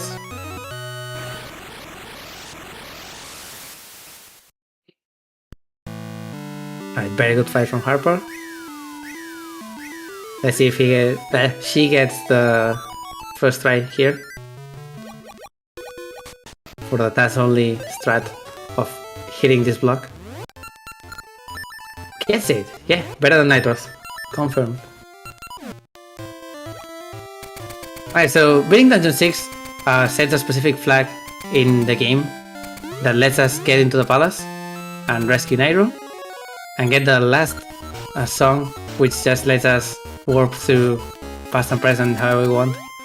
And that's our most important item in the run. But first, I guess Natos is gonna get some of these because he has none. So discard skip, throw a seed, stack them, and just go. This keeps going through many parts of the garden here, which are pretty annoying, and of course it's a stealth section, you have to avoid guards. So just doing that, distracting them for a sec, and just going, works out. That part is probably the only reason why this game has a stealth tag on Twitch. We have no idea why, but it does. Oh, and that was a manip, by the way. Unless he didn't do it? I don't know. We wanted to visit that specific screen for later, the underworld one. It's gonna make sense in a bit. But after this we can just go into Beran. And he's either on a manip, as I said, or not. If he's on a manip, this is gonna be a really fast fight. If not, we have a problem. Yeah, Nitros talking about nice manip, so I guess he didn't. So get ready. This is gonna be a fun fight. Oh, never mind. he probably got first try every time. No teleports. Yeah, nice manip. Of course, the game is biased towards the world record holder. Wait, no, that's DJH now. Never mind. He's just lucky like that.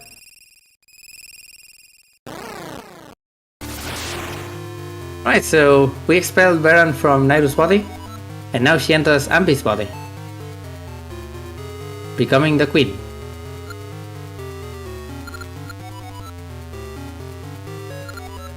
And we are surrounded, we're gonna get grabbed, but thankfully Nairu has magic. So we can go to the Mako tree, with Ralph as well, of course. And I think it's gonna go back to normal. This kid gets unfrozen. Monkeys are gonna appear again. Unfortunately, the guy that got old is not gonna get a second chance. He's just dumped forever. Not even in the cutscene. Such. Alright. And with this, we have a strategy meeting just saying, oh, now Ambi is Baron.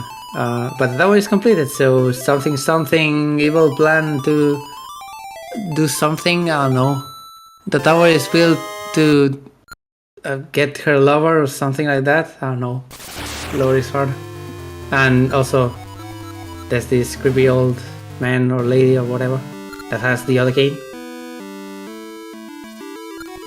But whatever, this cutscene was only needed for one thing, and that's the Tune of Ages. As I said, Tune of Ages lets you go from past to present in any single tile in the game, unless you're in the Dungeon 8 area, which doesn't count for reasons. It doesn't let you. And yeah, that's a pretty important piece of the puzzle that lets us start to do some magic. Hey, Mighty, that's a spoiler.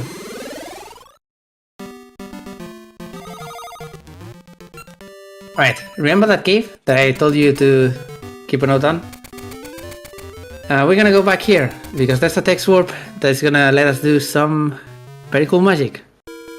Oh, this is a new setup, that's nice. Welcome to Garbage World.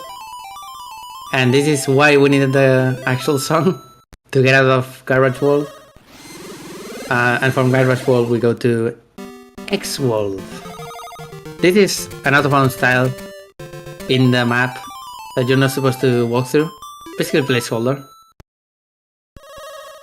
And we can use it to do some funky stuff. I don't know the setup for the thing that Neto's gonna do now, but basically you want some specific subpixels. So he's gonna do some voodoo magic once again in order to get that. And now he wants to have 5 objects on the screen and be the one being the 5th one. So throw it there, wait for it to stop, select this tile. Something didn't work.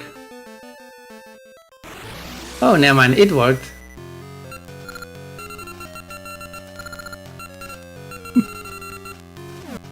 This live reaction, by the way, I'm actually reacting to this. I didn't know this was the setup for the specific thing that he did. So basically, by doing that thing, making the bomb be the 5th object on screen and selecting that glitch tile that was the one that we visited during the underwater section of the palace, you can use that in order to make the game run anything on the file name and interpret that as a scene to put link on. And so, with the file name, in Japanese of course, Raso GZT, Nitros warped all the way to Twinroba. Surprise, this is a link run. We're gonna see Twinroba and also Ganon. This is normally not supposed to happen, of course. You're supposed to beat one of the games, then put the passwords that you get in one game on the other one in order to play through that game and unlock this. But instead of that, we just do this. And of course this is just flexing, because normally you use the file name OSDTPO, which both other runners have, in order to load the credits directly. this used to be something called Burn Warp, which used similar memory trickery to go to Baron right away and have many extra equipment to beat her really fast. But now we can just do some basic A's to do whatever we want. And now Twin Robo is dead. And that's a really hard fight, by the way. I didn't even comment on the actual fight. But if you thought Twin Robo in Ocarina of Time was hard, hitting the balls back at them in 2D when you can't even see them on screen is much harder. And hey, we get to see the return of Ganon, which is the reason they needed Nairo and also Dean on the other game. We're gonna see her tomorrow. Yeah, this is Ganon. Hopefully Natos doesn't die. That would be embarrassing.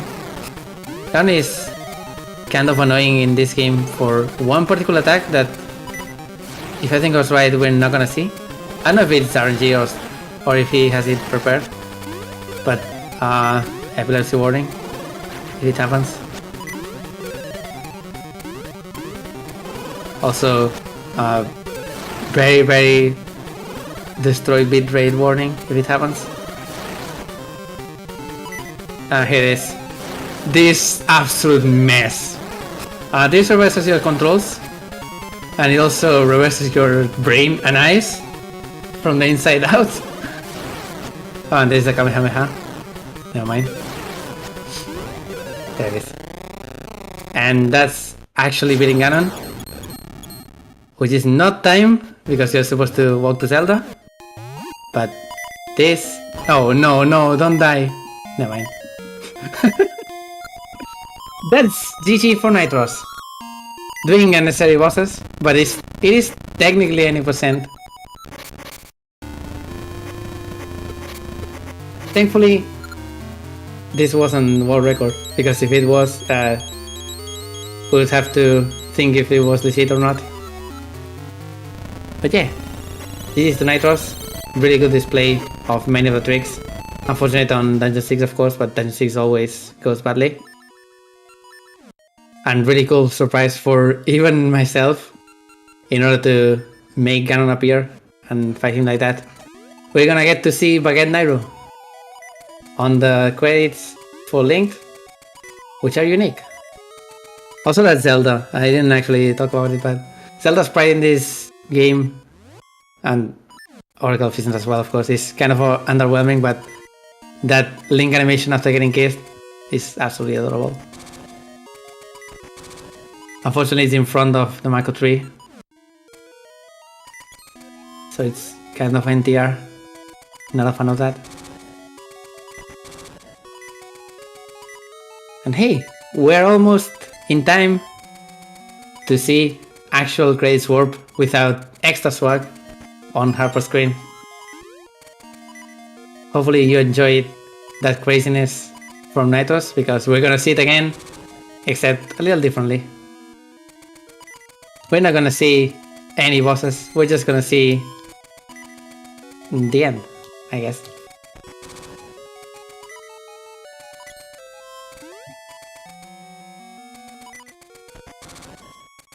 Nitros is also in the waiting room, by the way.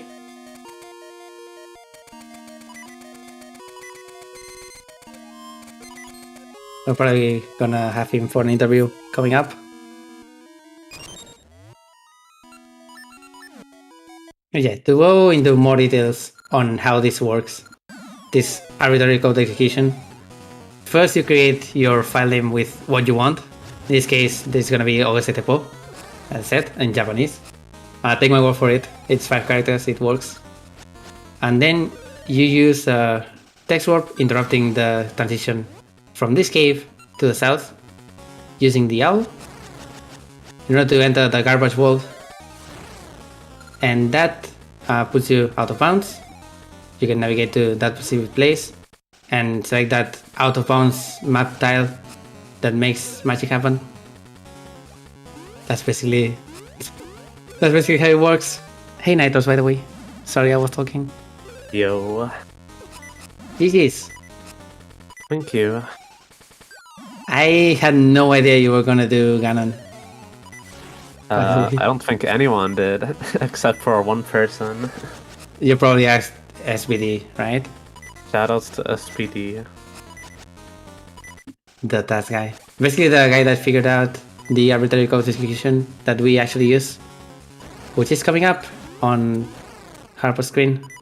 See this bomb, fifth object on screen, throw it up, wait for it to stop, and it didn't work, unfortunately. Everything can mess this up very easily because subpixels are very particular. Yeah, I'm really glad my thing worked first try. Was having some trouble in practice. I thought you were going for some Link shenanigans because naming the kid. Yeah. Exactly. That was kind of an indicator, I guess. Well, it's the different file name. Yeah. It was pretty cool. To explain how the Link speedrun works on 90% right now, basically you name that kid with another thing that acts as basically a second way to do Ace, and that makes it so you can transfer a glitch file from one game to another and basically finish them really fast. In like, I think it's under an hour, but you probably can correct me on that because I'm very out of the loop. The length 90% speedrun is like about, it's like 126 or something, I think. So It's never mind. just a little longer than an Aegis 90% run. Yep. Finishing both games is basically as fast as finishing this game. Yeah. To do that though, you have to type in a lot more Japanese stuff, and that's no fun. Unless you're Japanese. Right, yeah. If you're Japanese, there's a really cool race for that from the last RTA in Japan. Was it the last one? Or was it the one before? But yeah, it was the last one. There's credits, by the way, for Harper. Very cool screen. GG's. GG. Nothing cursed coming on.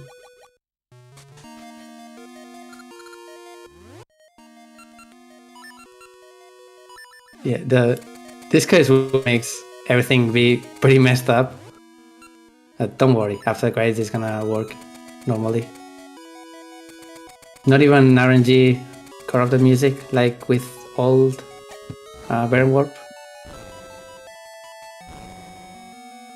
Yeah, it's pretty interesting. Like, basically the game thinks that you're still on the map during this first part of the credits, so the music's like a little lower, and a lot of the sprites get really messed up. It's always very funny how the sprites are normal and then they go back to black for the ones that are just frozen in time.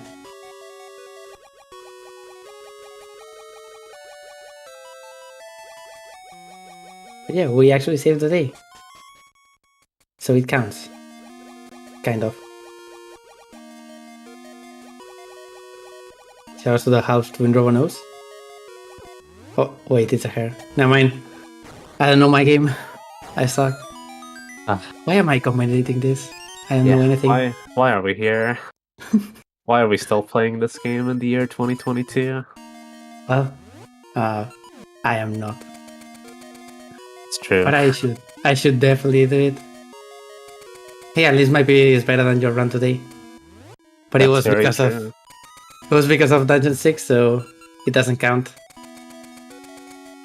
And the Ganon stuff. Also doesn't count. Defeat Ganon world record. Unless you count Linked. Yeah, it's actually... I don't beat Ganon. Yeah, you actually got a world record on this non-existent category, yeah. Let's count that. Yeah. Oh, Guido having trouble on the hand room. This room is so bad if you don't get it first try. And I assume he's not going for the cool manip, and I don't blame him.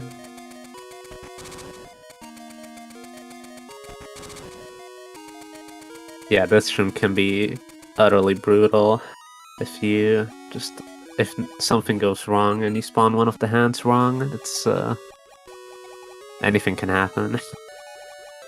Anything can happen in Dungeon 6, From really. getting grabbed to soft locking the game to like dying and getting grabbed at the same time. Yeah, I barely commented on that, but you're not supposed to do this dungeon on 5 hearts.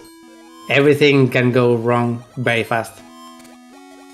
And it's, even if it's one of the 3 dungeons that we actually complete, it's definitely the biggest run killer. Unless you count long tricks with long setups, of course. But actually getting through this dungeon after nailing everything before it is very, very challenging. Yeah, it's definitely the hardest part of the run, I would say, other than like D4 skip. It's very brutal. Hey, while we're waiting for Kido to approach the... I want to call it Baron Word, but it's not quite that anymore. The thing, the magic, voodoo, etc, etc. Remember that tomorrow we have Oracle of Seasons, the inferior game. But it has more essences. All 8 of them, in fact, because all essences is a tolerable category. At least for a race. It also has new skips. Yep. I thought you were going to go for the meme new things in this particular run. In this game? Yeah. It's not really RTA viable right now, but we'll see if better stuff gets found. At least it's not big enough. Ones and ages are very, very, very precise. I have not even done them with like save states. So Understandable. pretty tough. Yeah, as long as they are not viable, I won't feel like I need to get a better PV. So it's fine. I can concentrate in... I don't want to say superior games, no! The only inferior game here is Oracle of Seasons. All of the Zelda games are cool.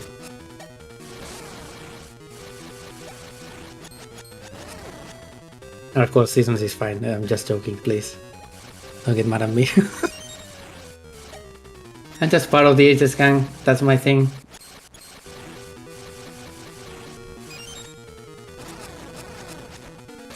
Right, Octagon is really destroying Kido here. If you don't get a really fast cycle on Octagon, it always goes like this, and it hurts. He's being really, really careful as well. You want to go absolutely ham, but if you go absolutely ham and get grabbed like that, or I guess comboed into the wall, oof. Scary stuff. I don't think he has the potion. Normally you would have the potion here. If you can carry the potion all the way to this particular fight, it's very nice. Oh, very, very advised dive here. Yeah, it's really silly, this boss, because like when you dive up, the position where he spawns is completely random, but when you dive down, it's always the same as the one on the top, so that's what happened there. Like, he dove up even though he was on the other side of the screen, and then he just randomly spawned there. Which is, yeah. Good video game. Stuff. Yeah, as I said, this entire route is 5 hearts only. So just getting to that boss at 5 hearts is not only not intended, also really risky. Yeah, that was also one of the things I was a bit nervous about, because 5 hearts and fighting Twin Rova with the power ring can also be a bit scary. Luckily, I made sure to keep my potion, but I didn't need it anyway. Yeah, that was a big gamer point for that. Kido gets grabbed, unfortunately. Hans Room also really ruthless. As I said, everything in this dungeon is so bad. It doesn't give you a break. Yeah, I'd agree. It's really difficult. I don't know if we're gonna have Harper for interview as well. Let me know if that happens. I'm not watching on Discord.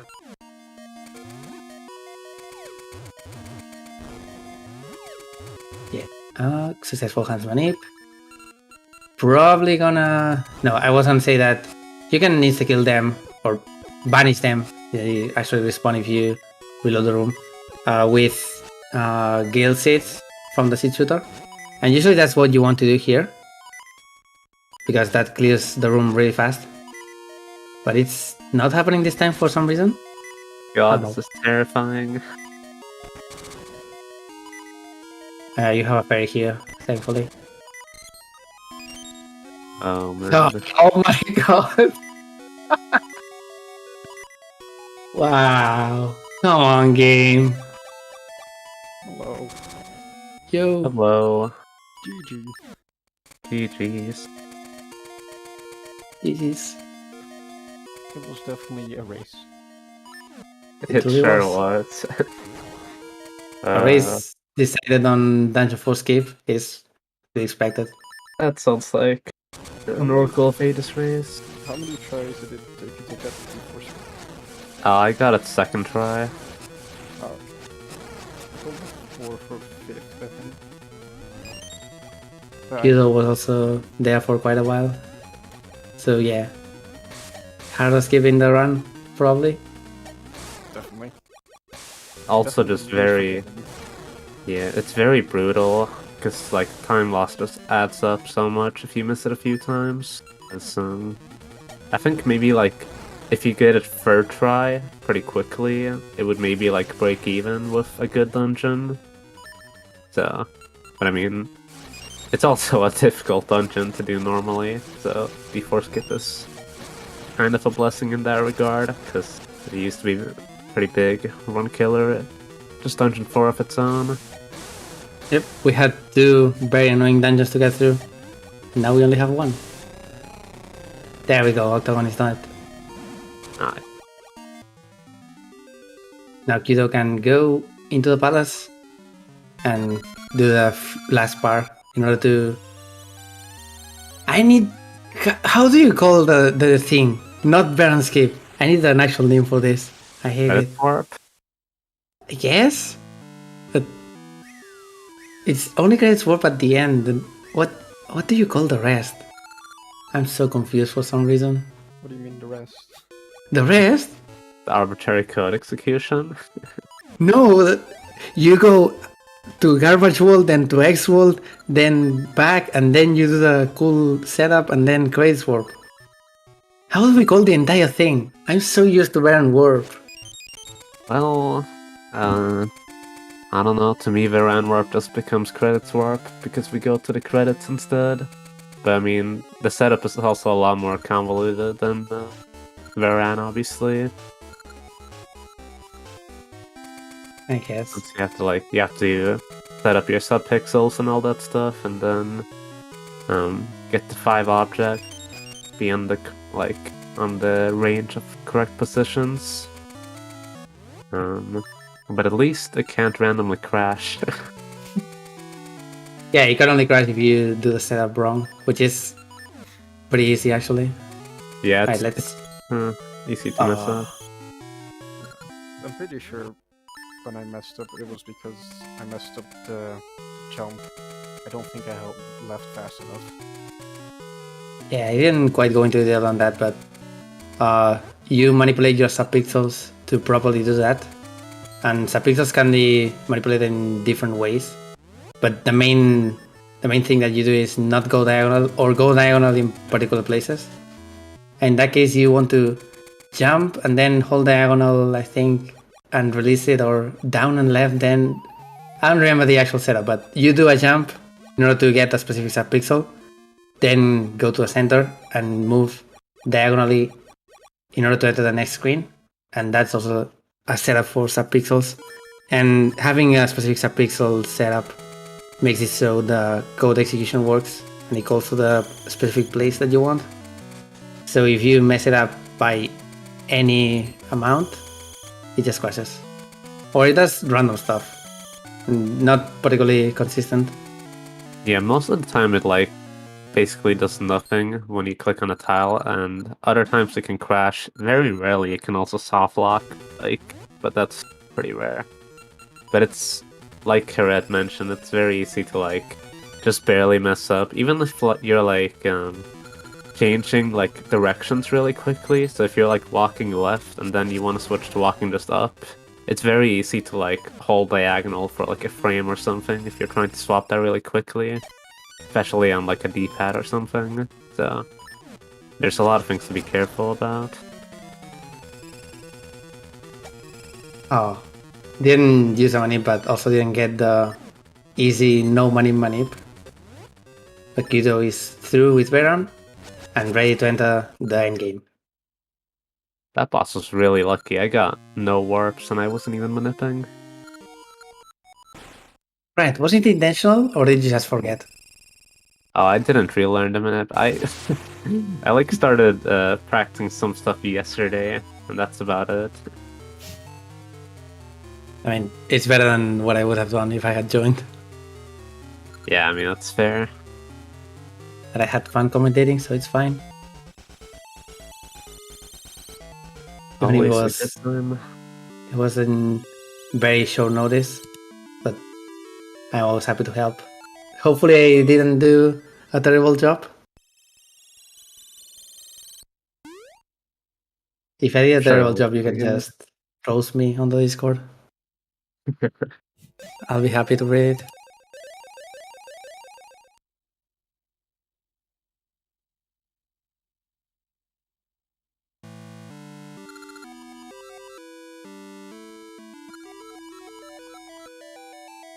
Yeah, there will also be a seasons race tomorrow, so that should be fun. I assume you are joining. I know about you, Harper. I'm not. Sheldon. I have not learned seasons. I kind of want to at some point, but not really. I don't know if I want to say that you shouldn't or that you should. It's definitely Oh, gotten no. a lot better within like the last week or two, because HSS skip has gotten like significantly easier, and so has hide and seek skip. Yeah, I saw it and it kind of tempts me, but at the same time it's seasons. My PV is bad, but it's seasons. Yeah, the And rest of really the be- game is, I mean, the game is very brutal still, the dungeons are difficult, but at least you don't have to worry about, like, you know, having to do the double frame perfect skips on a good run in the last dungeon. It's always a pain. Yeah, we're gonna see all the chats running seasons tomorrow. I know who's joining, but be sure to also watch it. You think it's similar to this run, but Seasons is famously much more glitchless, so it's quite different. Even if the games seem really similar, the actual speedrun is like polar opposites. Unless you're running any percent, but 80% for Seasons doesn't really count. Hey, wrong with any percent.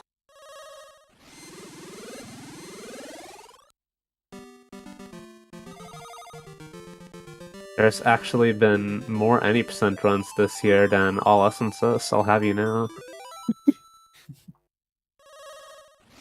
Probably thanks to you, right? Oh, and another runner as well. Orm R from Oh, yeah. Japan. Shout out to the Japanese runners. Really Shout out cool community. to Japan. Okay, time for Kudo's try at this. Does this actually work on this tile? I guess it does.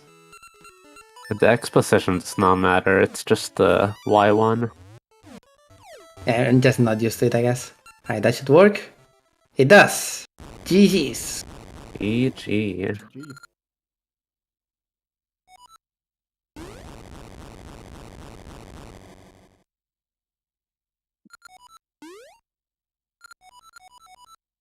That's gonna do it for our race today. Unfortunately, no lands, but again, this game can be brutal with some tricks. So the fact that everyone finished is already nice enough.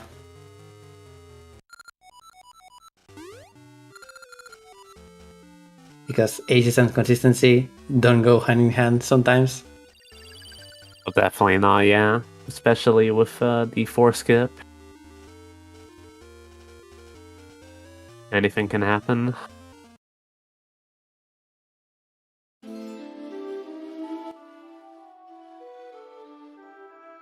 Yeah, it was pretty fun. Got to show off a lot of neat stuff. Like sleeping in the bed in Nero's house to heal Oh up. yeah, I forgot about that. I was absolutely popping off. I had no idea. It's the best Easter egg in the game. It makes a lot of sense. Japanese developers and their obsession with pets. Yeah, I didn't really need it because I got a heart drop right before, but I just wanted to do it anyway because it was a fun thing to show off. Oh, we also got to see Bagen Nairo, but I didn't point it out during the credits, unfortunately. Oh yeah, true. So if you missed it, I'm sorry.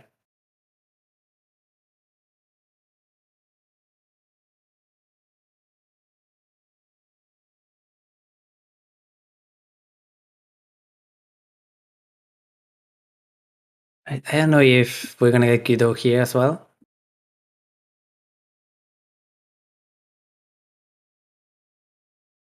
We shall see.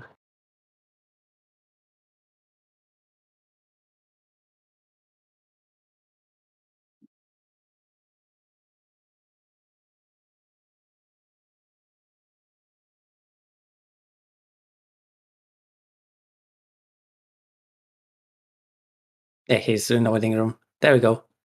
Hi, Hey. Guido. GG's. Thanks. GG's to everybody else. GG's. I guess we're gonna say the same again. Dungeon 4 skip is kind of hard, right? Yeah. Yeah, sure is. I think we can all agree on that. It was definitely the big struggle from both of you. Nitro's got its second try because he's just built like that. Yeah.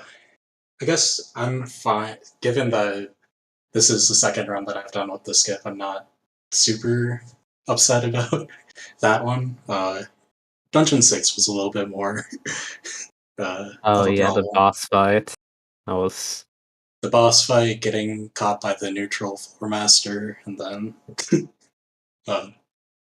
yeah. Just classic D6. Nothing weird there. Yep. You get at least one run dying to everything in that dungeon. Right. that's how you know you're a real Aegis runner. Oh, all the runs dying to dungeon 6. See, this is why I don't grind Aegis ever. It's not the default tricks, it's just that damn dungeon and everything inside it. I mean, it used to be like D2 skip before, but then obviously that got easier by a lot. I still failed it because, you know, Yeah, same. possible trick. So We have much. we have a very long legacy of really hard tricks in this game. But at least the current route is definitely really, really cool, both to play and to show. So it was a great showcase anyway.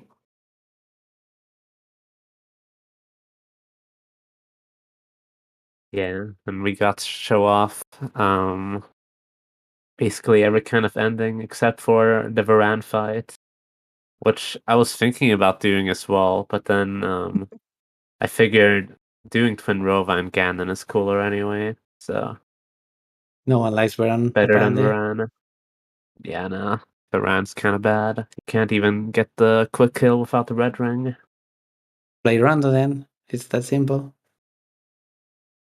Play Rando, get the ring, because it's never seed, guaranteed, 100%. And just destroy her, I guess.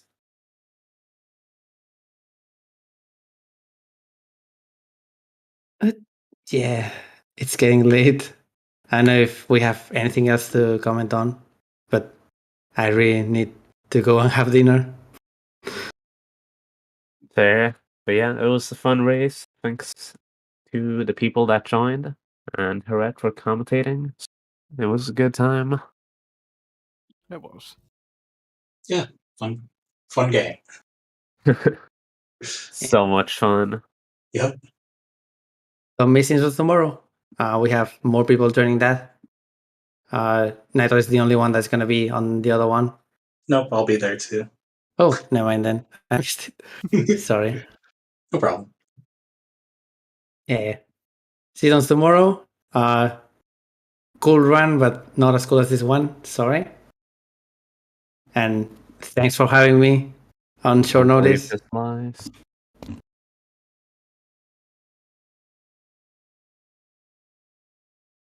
All right. So, as was mentioned, tomorrow at around the same starting time of 3 p.m. Eastern is the Seasons race.